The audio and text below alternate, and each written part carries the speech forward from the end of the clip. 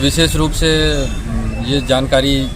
थी हमारे यहाँ जो जिला पंचायत में और पूरे मंडला जिले की अगर बात करें तो जो भी जिम्मेदार अधिकारी या कर्मचारी हों, किसी की जवाबदेही तय नहीं होती यहाँ पर। और आए दिन ये होता है कि आज कोई बिल्डिंग बनी और यहाँ पे ये भी ऐसे भी उदाहरण हैं कि अभी उसका लोकार्पण ही हुआ है कि वो बिल्डिंग की छत टपकने लगी। मतलब किसी की कोई जवाबदेही नहीं है, किसी की कोई संवेदनशीलता नहीं है। और इसी संबंध में हमने एक सुझाव भी रखा है आज बैठक में कि कोई भी निर्माण कार्य अगर प्रारंभ होता है तो कार्य प्रारंभ के पूर्व जो जिम्मेदार और जवाबदेह अधिकारी है वह आए और जो गुणवत्ता के मापदंड हैं वो सबको बताए, ताकि बनने के दौरान गांव के लोग और सभी लोग उस पर सजगता से उसका अच्छे से और गुणवत्तापूर्ण निर्माण हो सके। मैं भूपेंद्र वरकड़े और सभापति कृषि स्थायी समिति मंडल। ये विषय बहुत गंभीर है और ये विषय चूंकि द वायरल की तरफ से लगातार मैं देख रहा हूँ सोशल मीडिया पे ये विषय आ रहा है। मैं एक लंबे समय शिक्षा समिति का सभापति था और आप लोग भी उसके चश्मदीद गवाह हैं, मीडिया भी है पूरी। मैं प्रवास करता था और प्रवास करता था तो प्रवास करने में जो कमियां मिलती थी उनको लाके मैं जिला स्तर की रहती थी तो मैं जिले में कलेक्टर्स और सीओ जिला पंचायत से डिस्कस करता था। और कुछ विषय अगर राज्य के रहते थे तो मैं राज्य में जाके भोपाल में ही बात करता था, तो उसका समाधान भी निकलता था। परंतु अभी निर्माण में, जैसे कि आपके चैनल के माध्यम से और भी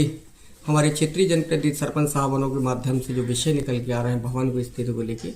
मैंने लास्ट टाइम भी बैठक में एक पॉइंट रेस किया था और आज की जो हमारी सामान्य सभा की बैठक थी उसमें भी मैंने इस विषय को रखा है कि कोई भी भवन बनता है तो उसकी गुणवत्ता का ध्यान रखें और उसकी लाइफ तय होना चाहिए कि वो उसकी आयु कितनी होगी। अगर पैसा व्यय हुआ है, भवन बना है और पक्का भवन है तो उसकी एक आयु निश्चित होना चाहिए कि 10 साल होगी, 20 साल होगी। तो आज सदन में उन्होंने आश्वस्त किया है कि अगली बैठक में हम ऐसे जितने भी जीर्ण शीर्ण भवन हैं उनका पुनः रिवाइज एस्टिमेट करके और प्रस्ताव करके हम आरएसके को भेजेंगे और आरएसके से बजट मिलने के बाद इनका कार्य शीघ्र प्रारंभ होगा। परंतु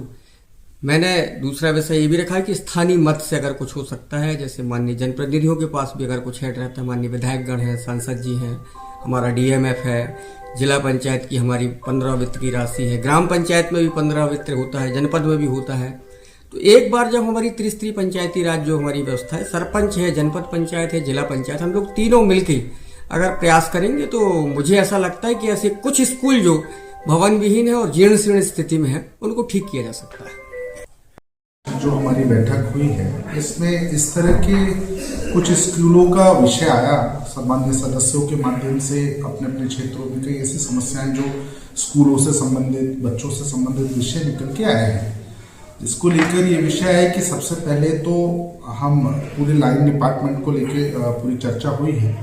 और इस तरह के जो जर्जर भवन हैं इनको लाइन अप करना, ऐसे जगह जहाँ पे अभी भी बच्चे त्रिपाल में पढ़ रहे हैं, ऐसा जो विषय लगातार आ रहे हैं। एक तो भवन की व्यवस्था को लेकर सरकार को के साथ लाइन अप करने का विषय आया। दूसरी चीज, जो भवन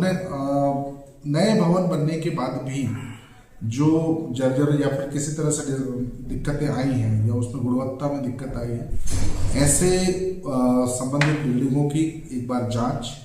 और संबंधित विभाग को लाइन अप करने का हम लोगों ने इसमें मतलब जो प्रस्ताव किए हैं। दूसरी चीज, हमारी कंटिन्यू पूरी जिला पंचायत के सदस्यों के द्वारा एक क्लियर कट बात हो रही है, बस हमारे पूरा इसमें ये प्रस्ताव हुआ है कि वे किसी भी बिल्डिंग को कम से कम 5 साल की गुणवत्ता और उपयोगिता होनी चाहिए, ताकि इन 5 सालों के बीच में ऐसी स्थिति ना बने कि हमें उस भवन को, मतलब नए भवन के साथ डिसमेंटल की स्थिति बने। ऐसा तो इस कंडीशन में बड़ी सख्ती के साथ जिला पंचायत खड़ा है और इस चीज को लेकर हम काम कर रहे हैं, ताकि अगर ऐसा कोई विषय या इस तरह की जो हमारे बच्चों के साथ अगर ऐसा कुछ होता है तो हम बिल्कुल जीरो टॉलरेंस पे इसको लेकर जहां तक हमें उस बात को उठाना है और बात को पहुंचाने का काम जो होगा वो हम करेंगे और कार्रवाई जो हो सकता है उस पर करेंगे।